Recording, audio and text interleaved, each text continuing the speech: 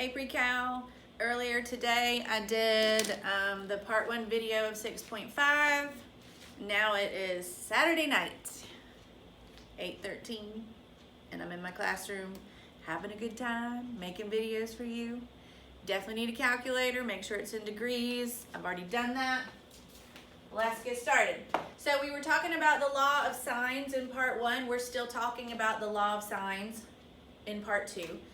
In part 1, we dealt with 2 specific scenarios. If the information that we had represented an ASA case or an AAS case. And in both of those cases, we had 2 pairs of angles, or we had 2 angles and 1 side.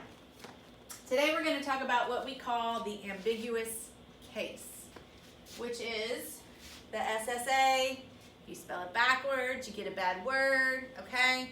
That's called the ambiguous case. So let's talk about what happens. So in this type of information, if you are given 2 pairs of sides, sorry, not pairs, I keep wanting to say pairs.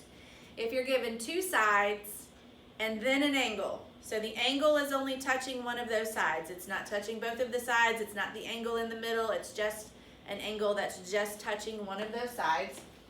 We have 3 options. So if you look at this picture right here, we have an angle, a side, and a side. All right, we have an angle, a side, and a side. And so one thing that could happen, because this angle measure can't change because it's given to us, and this side length doesn't change, it's been given to us, and this side length doesn't change, it's been given to us, what might happen is that this side is too short to reach this 3rd side over here, meaning we don't have a triangle at all. So we might be given information only to find out there's not even a triangle there. That's one case. All right. Again, this picture, we have been given an angle, we've been given a side, we've been given another side, and it might come right on down, touch this perfectly, and create a triangle. Good news, we can solve the rest of that triangle and find out all the other pieces that are missing. But here's why we call it the ambiguous case, because we also have an instance where sometimes, based on the information that you've been given with the S, and the A, you actually could create 2 different triangles. So again, you have this angle measure right here, you have this side right here, and you have this side, which if you look at the picture, you've got 2 of them, right? They're both dotted lines. Because the thing that's happening is we don't know what this angle measure right here is. We have no idea. So if that side were to swing in, we could get 1 triangle, or if it were to swing out, we could get a 2nd triangle. So we have 3 cases. We could either have no triangle, just 1 triangle, or 2 triangles, and we're going to see what that looks like and how we use the law of sines. So hope you're ready, because here we go. All right, so we have solved the triangle ABC. A is 45 degrees, side A is 7 on the square root of 2, and side B is 7. So I like to draw a picture first. It doesn't have to be a great looking picture. I just really like to have some sort of visual. So I've got triangle ABC. They've told us that angle A is 45 degrees. They've told us that side A, remember that's directly across from angle A, it is 7 on the square root of 2, and side B, which is across from angle B, is 7. So here's the 3 things that we're missing. We're missing angle B, we're missing angle C, and we're missing side C. Those are the 3 things that we need to find in order to solve this triangle. So let's go back to the law of sines. I'm going to do sine of angle A, so sine of 45 degrees, and I'm going to put that over side A, which is 7 on the square root of 2. So sine of angle A over side A. All right, I'm going to go for B first just because B comes before C in the alphabet. So I'm going to do sine of angle B, and I'm going to put that over little b, which is 7. All right, so I'm going to cross multiply. Hang on, first let me make sure that the camera's working. Yes, I'm good. Y'all, earlier today, I tried to make a video, the same video 3 times, ended up just having to go home, took a nap instead of crying. It was one or the other. So I wanted to make sure it's working this time. All right, so let's cross multiply. So I'm going to get 7 times sine of 45 degrees equals 7 on the square root of 2 times sine of b. Where our goal is to get angle b by itself, so I need to get rid of that 7 on the square root of 2. So I'm going to divide it on over. All right, well, here's one thing I noticed. I have a 7 in both the top and the bottom, so that's going to cancel out. Over here, 7 on the square root of 2 is going to cancel out. So I'm left with sine of 45 degrees over the square root of 2 is equal to sine of b.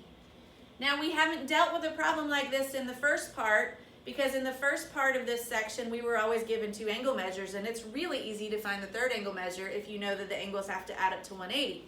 But this time, we're only given 1 angle measure. And so, remember, if we want to get b by itself, this is where we have to use the inverse function.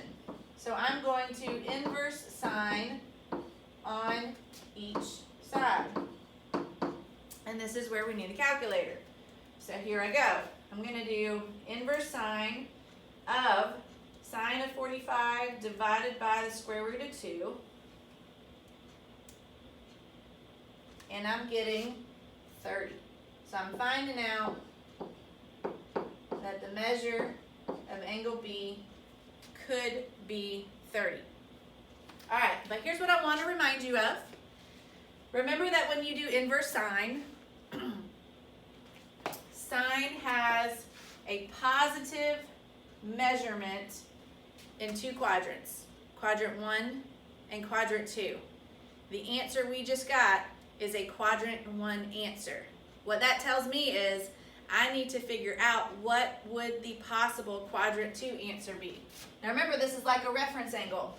So here's what that means. I've got this 30-degree angle. Remember, reference angle means how fast can you get back to the x-axis.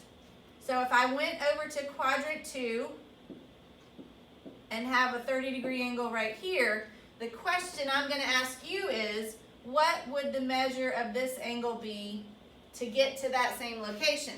Well, if the whole thing is 180 and I've used up 30 degrees right here, from here to here would be 150. So I could get 30 degrees or I could get 150 degrees. Does that make sense when we talk about reference angles?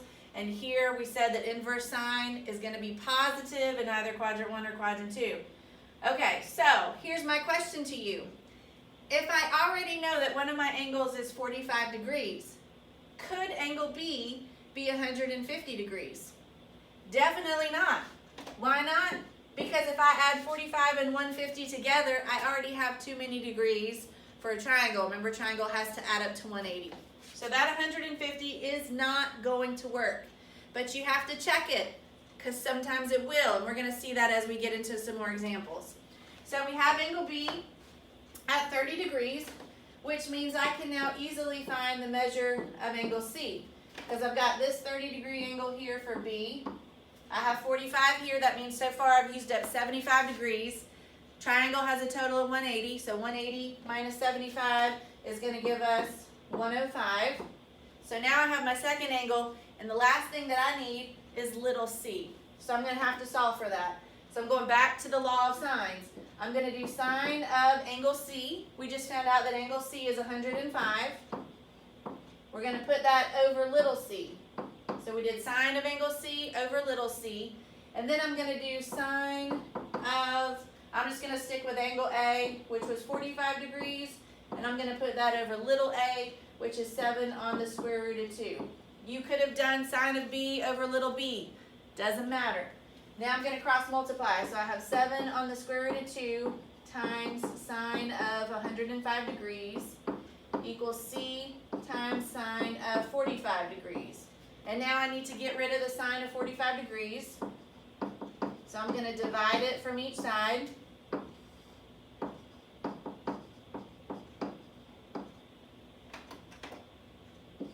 And this is now where I'm going to use my calculator.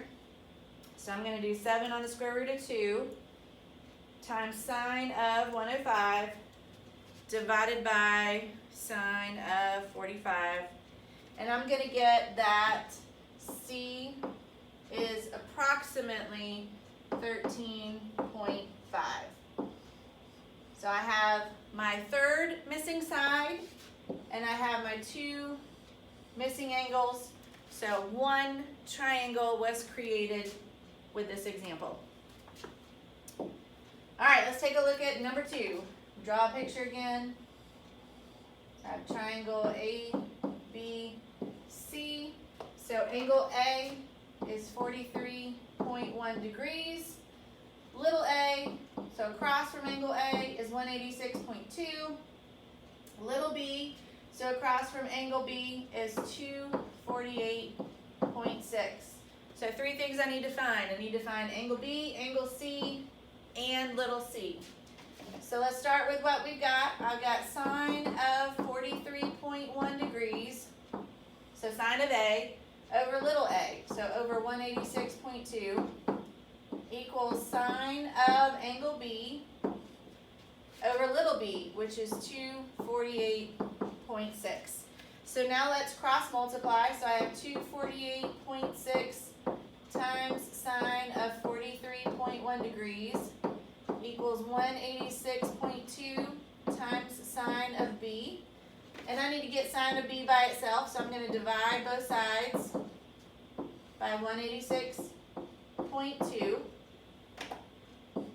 which gets sine of b by itself.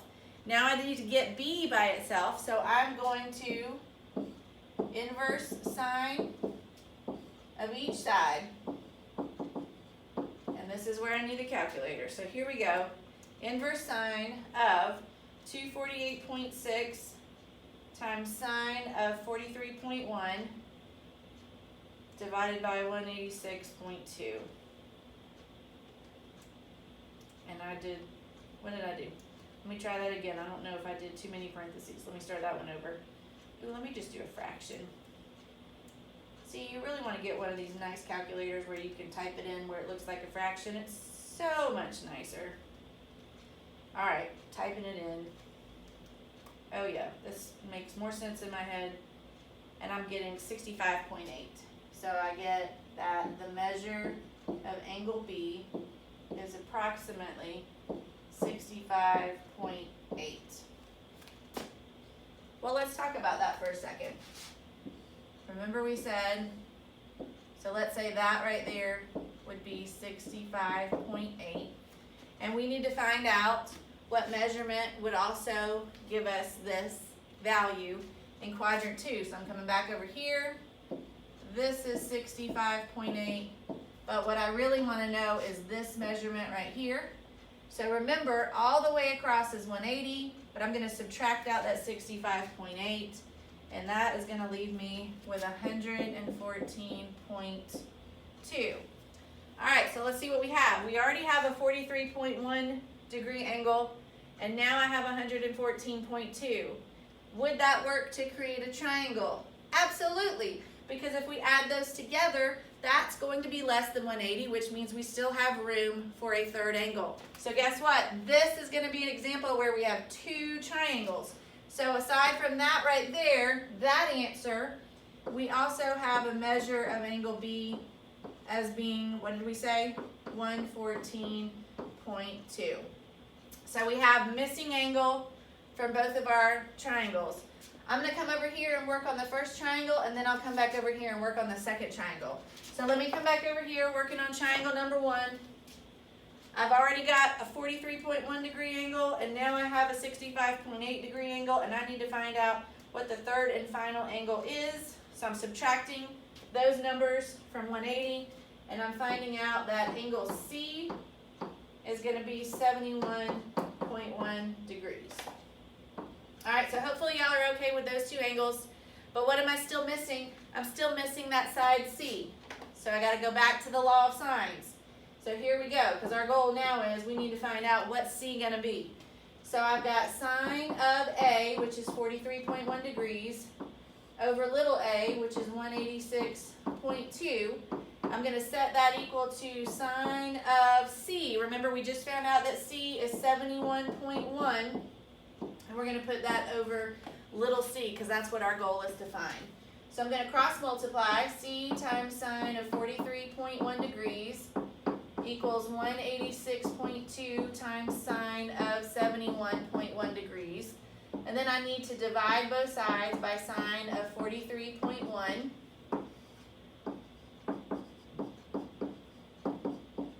That's going to get C by itself. And now I need to plug this in. So I got 186.2 times sine of 71.1 divided by sine of 43.1. And I'm going to find out that C is approximately 257.8.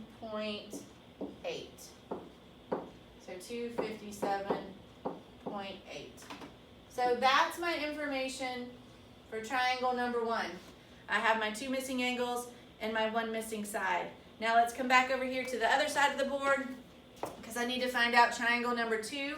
I already know the second angle, so I'm going to go back to 180. I'm going to subtract away the 43.1. I'm going to subtract away the 114.2, and that's going to let me know that my missing angle C is approximately 22.7 degrees. So now that I know that, I now need to find my missing side. So I need to find little c. Again, I'm just going back to the law of sines. So I've got sine of angle A, which is 43.1, over little a, which is 186.2. I'm going to set that equal to sine of c. Remember, we just found out that c is 22.7 degrees, and we're going to set that over little c. And I'm going to cross multiply.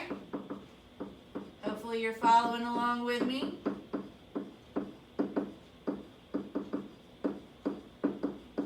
And then I'm going to divide both sides by sine of 43.1 degrees.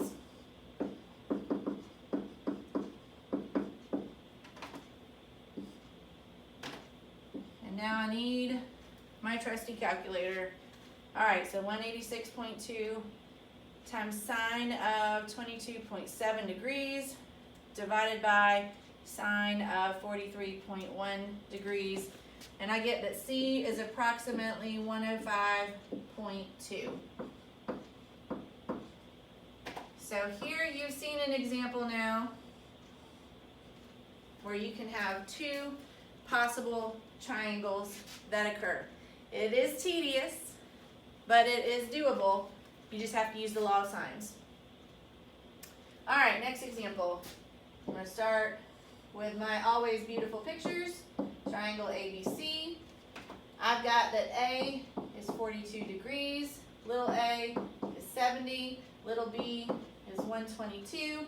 So I'm going to jump right on into using law of sines. So I have sine of 42 degrees over 70 is equal to sine of angle B over 122.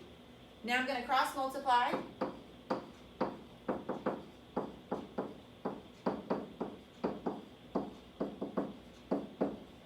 And I need to get rid of the 70, so I'm going to divide both sides by 70. And then I have to get angle B by itself. So this is where I'm going to inverse sine on each side. And now let's plug that in and see how that looks. So inverse sine of 122 times sine of 42 over 70. And I don't know if you can see that, but my calculator is saying error domain. Guess what that means, guys? That means this is an example of no triangle. Does not work. Does not create a triangle. Guess what? We love these problems because now we're done. There's nothing else that you can do if a triangle does not exist. All right, example 4. Start off with our picture, as always, triangle ABC. A is 30 degrees, C is 2, A is 1.5, so we need to find angle B, angle C, and this time we need to find little b as well. Alright, so I'm going to start off with sine of 30 degrees over 1.5 equals sine of angle C over 2. Again, I'm going to cross multiply.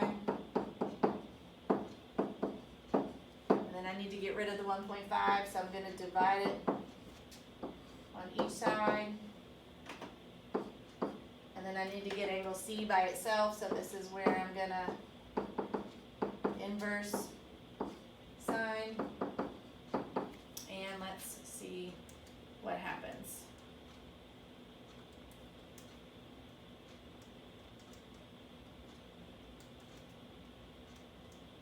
Alright, so I am getting that the measure of angle C is approximately 41.8 degrees. Okay, so remember that sine is positive in both quadrants 1 and 2. So let's take a look at a picture real quick. If I have an angle of 41.8 over here in quadrant 1, I need to go over to quadrant 2, do that angle of 41.8, but the angle we want to know about is that one right there. So we're going to take 180, we're going to subtract away 40.8, and we're going to end up with 138.2. Well, if you have 138.2 with an angle measure of already 30 degrees, is that less than 180 so that you have enough degrees to make a third angle? Sure do. So guess what? We're going to have another instance of two triangles. So angle C could also be 138.2 degrees. Alright, so I'm just going to come back over here. I'm going to work with one triangle and then I'll work my way back over to the other triangle. So I've got angle C. I'm still missing angle B. So I'm going to go to what I know about a triangle. There's 180 degrees.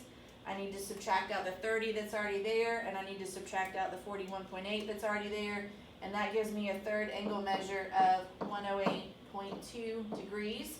So now I know my two missing angles, and I want to find out the measurement of little b. And again, I'm just going to go back to my law of sines.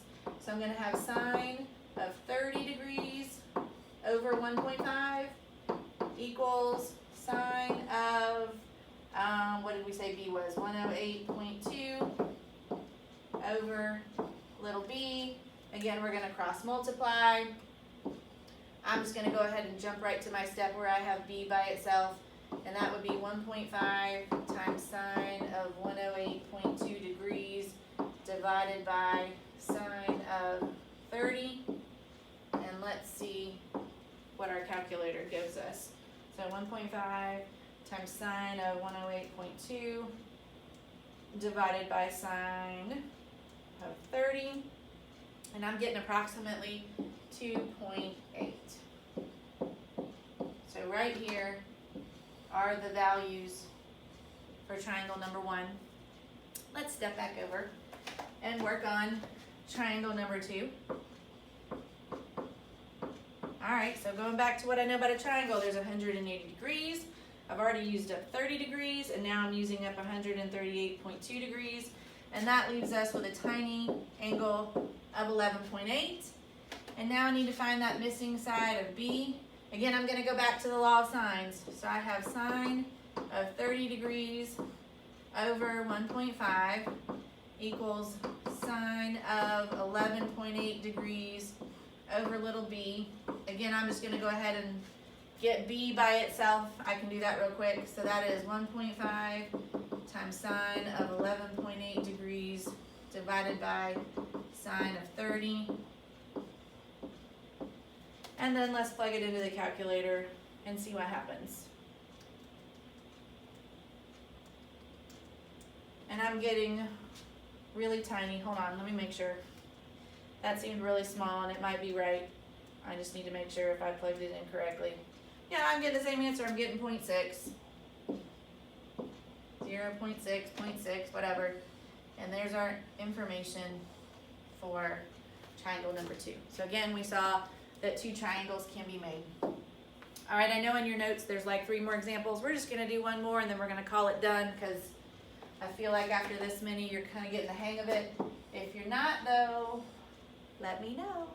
All right, so again, we have triangle ABC. Let's see what they gave us. A is 45 degrees. C is 4. A is 5. So we're missing angle B, angle C, and little b. So here we go. I've got sine of 45 degrees over 5 equals sine of angle C over 4.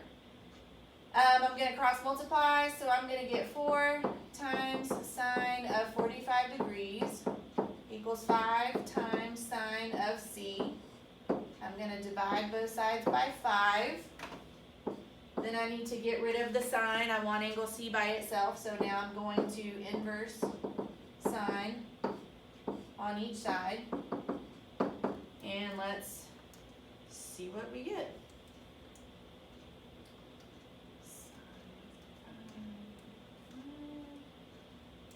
Alright, so I'm coming up with a measure of angle C as being 34.4 degrees. Alright, so remember that sine can be positive in quadrant 1 or 2. So if I were in quadrant 1, I've got 34.4 degrees right here. I need to find out where else that would occur in quadrant 2. So I'm looking for this angle right here. So I need to do 180 minus 34.4, and that gives me 145.6. And that is a problem because 145.6 plus the 45 degrees that's already there is now too big to create a triangle, and so that is not going to work. So for this problem, we just have one triangle. Hallelujah! Let's find our third angle. We need to find angle B. I'm going to go back to my triangle and calculator. I've got a 180-degree triangle. I've already used up 45 degrees and 34.4. That leaves me with 100.6. And now I need to find little b. So again, I'm just going to go back to law of sines. So I have sine of 45 degrees over 5 equals sine of angle B, so 100.6 over b. I'm just going to go ahead and get b by itself. So I have 5 times sine of 100.6 degrees divided by sine of 45, and let's type it in.